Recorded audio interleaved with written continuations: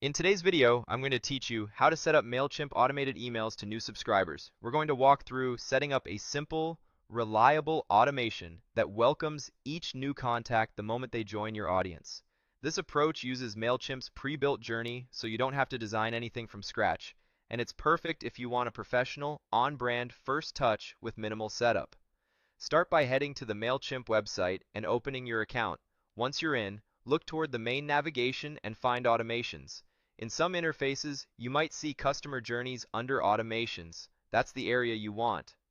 Automations are Mailchimp's way of running tasks for you in the background based on triggers, like someone signing up. That saves you from manually sending a welcome email every time a new subscriber comes in. Inside automations, you'll see options to build something from scratch or to use templates. Choose the option that lets you pick a flow template. Templates are great because they come with the trigger and the steps already arranged, so you're focusing on confirming the setup rather than building the logic yourself. It keeps things consistent and reduces the chances of missing a key setting. On the template gallery page, look for the one labeled Welcome New Contacts. This template is designed specifically to greet new subscribers automatically. When you select it, you're telling Mailchimp to watch for anyone who joins your audience and to send them a welcome message right away. That instant acknowledgement can build trust, set expectations, and improve engagement, especially if you're promising a lead magnet or a quick introduction to your brand. After selecting the template, click Use this flow. Mailchimp will load the builder with the pieces you need already in place. You'll typically see a trigger at the top that fires when someone joins your audience, followed by an email step that sends your welcome message. The builder view is helpful because it makes the sequence easy to understand at a glance.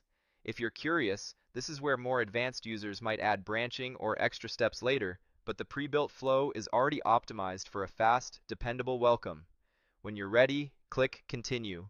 Mailchimp will guide you through a short review so you can confirm the audience and see what's included.